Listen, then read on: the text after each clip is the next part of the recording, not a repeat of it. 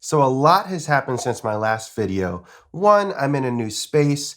2, the PG RX-78 came out. That's a pretty big deal. And 3, I hit 100 subscribers already. So thank you so much to each and every one of you who've made it happen. I'm officially aMilla Gunpla now on YouTube. Did a little bit of rebranding all over my channel, including the icon, the channel banner, even the intro. And today, to celebrate that, we're gonna be building the RX-78-2 Beyond Global. But not only that, I have another one to give away to one of you guys. So stick around and I'll tell you how you can win this one.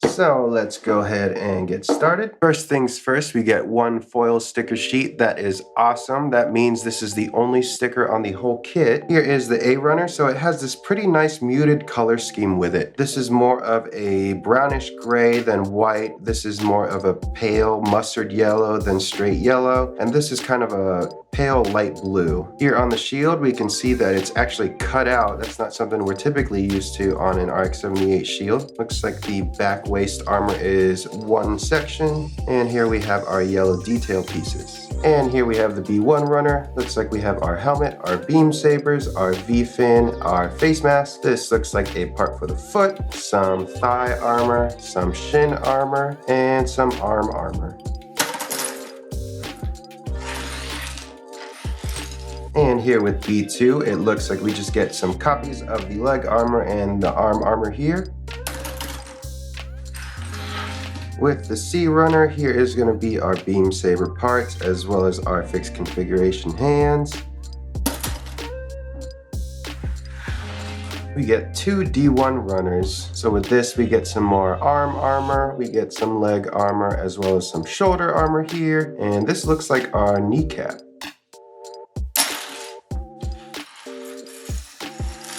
Next, we have the E1 runner. This is a very muted red, almost kind of like, I don't know, it looks like cherry starburst to me. Very different from what we're used to seeing on an RX-78, but I think a welcome addition. And here we have the F1 runner. This is gonna have more frame parts. Pretty much everything on the inside. Here is the inside of the backpack, and here is the inner part of the shield as well. And here we have the F2 runner, just a repeat of more of these frame parts. And lastly, we have our beam saber effect parts. Nothing too special here. Okay, so that's it for the unboxing. I'm gonna take some time to process these parts, remove all the nub marks and clean them up and whatnot. And then I'll go ahead and get started with the build time lapse.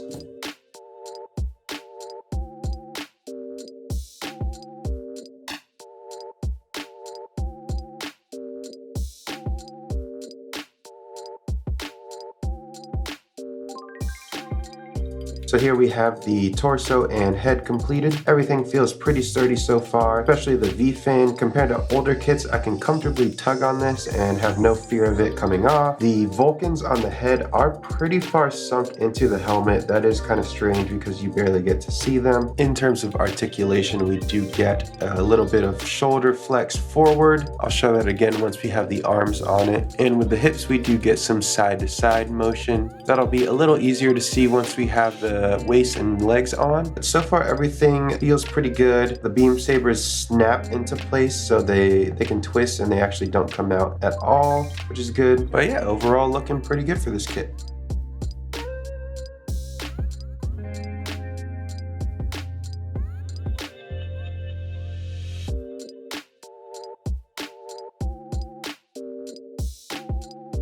So the arm has an interesting mechanism where you take the arm, you put it in, turn it, then you get one of these pieces, and then you slot it on right here. And what that does is it locks it into place, so I can pull on it and it doesn't pull out like a typical ball joint. Pretty cool. I don't think I've seen that in any other design so far.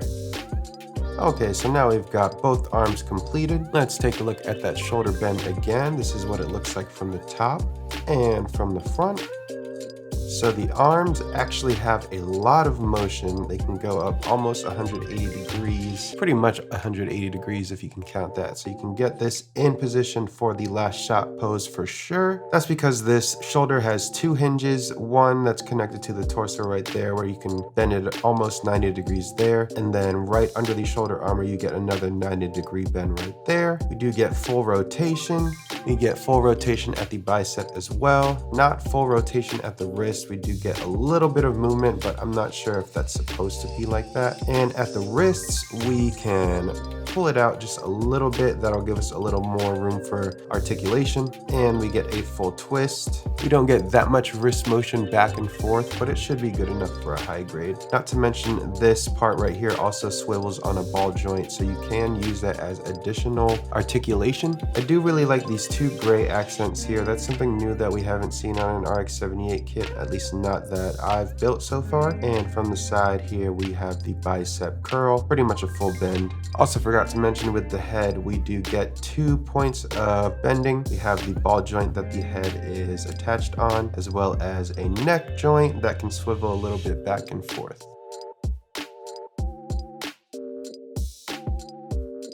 Okay, taking a close look at the waist armor. Nothing too crazy. We do get a good amount of articulation though. These two front flaps do go pretty much 90 degrees up. Pretty typical for RX-78. The back flap does go maybe about 80 degrees up. It is worth noting that these are connected, so you can't put just one side up. It's the whole back flap. It also includes this back part, which probably connects to the beam saber. The side skirt armor is pretty interesting. It does flap up, but it leaves that middle part there down. So this is what it looks like when you move that. And let's go ahead and attach.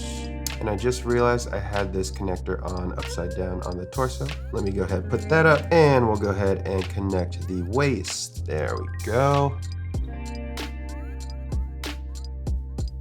So here we have the feet. There is surprisingly a good amount of articulation with this. So not only can it bend side to side just a little bit like that, you can also lift it out of the shoe a little bit and get even more side to side motion. It'll probably look better with the leg on. The ankle armor does flip up, and there's this part right here to pivot with the calf. So we'll take a look at this again when I have the leg put on.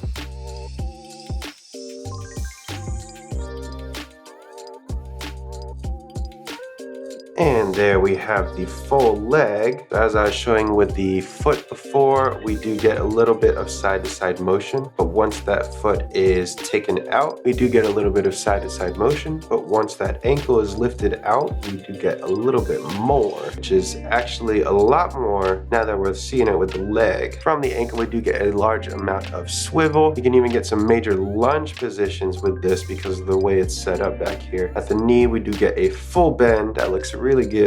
And let's pop this onto the waist. Okay, and here we get a 90-degree kick forward and almost a 90-degree kick backwards. Once again, that is limited by the skirt armor. And to the side, we get almost 90 degrees, so it looks like we can pretty much do a full split. So if we force it just a little bit, yep, there we go. Now there's a lot of articulation here in the waist, so I don't know if you saw before when I was putting it together, but there is a little piece right there that the leg connects to. What this does is it allows you to slide out the leg just a little bit to get some weird kind of placement for the leg, but that also allows you to position it pretty openly. Also in the leg, we do get another swivel point where you can turn the leg just like that, pop it out of its socket. So right now it looks like he's pretty broken. I mean, the leg's out of place, but what that does is allow for more points of articulation, greater range of movement, and overall a more satisfying kit. And here we have the beam saber rifle. Pretty standard. The only 2 points of movement are the handle up here that can swivel back and forth, and the camera. One thing I do like about the camera is it does stick out a little bit at the back. So what that allows you to do is you can push out the part from there in the event that you want to paint it in the future. I know with past RX-78 kits, it's always been one piece that you push into the front, but then there's no way of getting it back out. So if you want to paint it, you kind of have to wait to install it before you actually paint the part. One thing I forgot to mention with the beam saber is you can attach it on the back right here, just like so, and it stays pretty securely in place. Now moving on to the shield, this is pretty nice. So what we get here is we get a handle and a connector for the arm. And looking at the detail on it, we do get these new gray accents that we haven't gotten on a shield before. I think they're pretty interesting. A little out of line for what RX-78 is typically known for, but definitely not unwelcome. On the back, we do get a very industrial and busy looking design. A bunch of detail in the gray parts. The red over here and the white screws over here are something that looks like they would probably look better when they're painted. But let's take a look at these connectors right here. So first, let's pop this out. So this connector right here goes onto the arm, and in order to do that, we have to pull it out just a little bit, just enough to where there's that gap showing. Once that happens, we can attach it. Even just like that, it stays pretty securely in place. You can even hold the kit by just the shield using that connector. But for added security, you can take the handle and kind of slide it into both the hand and the slot on the shield at the same time. And that pretty much makes it so that shield is not going anywhere. Another thing you can do with the shield is you can pop this connector in right at the top section over here. And that's just an additional location to grab onto the handle. Say you want to do a pose where he's holding the shield out front or something like that. And of course, if you don't want to use the handle, you can just store it right here, out of the way. And lastly, what we can do is we can take off this connector here, and with that we can take the shield and attach it to the backpack right here. And like everything else on this kit, that stays in place pretty securely. Beam saber effect parts, nothing special. Here is one of the additional hands we get. We don't get a set of these, just the one left hand for this. It is pretty nice though, good detail for a high grade, but nothing special about it. And here is the trigger finger hand. Once again, we only get one of these for the right hand. And let's go ahead, attach it to the beam rifle. So that stays in place pretty securely. It's the same gray plastic as the rifle, so not sure if you would like that or not. But yeah, that's pretty much all we get for the extra parts in this kit, so let's take a closer look.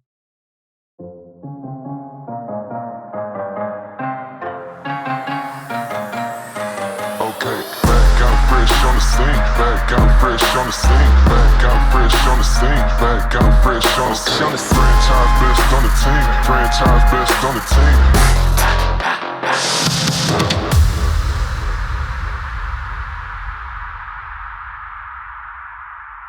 So my overall thoughts on this kit are, I think it's a pretty welcome addition to the RX-78-2 family. Definitely has plenty of articulation, plenty of posability. The color separation is on point for this kit. Only needs one sticker and it still looks pretty good even without panel lining so far. Pretty much has all the accessories you would need. Ideally, maybe some more fixed configuration hands would be nice. But overall, I think it's a pretty good kit. Pretty much the only thing I didn't like about it is that some of the pieces are really hard to snap together. And not that it's difficult to snap together, but I had to use a lot of force. And with using a lot of force, it feels like you're gonna break the part.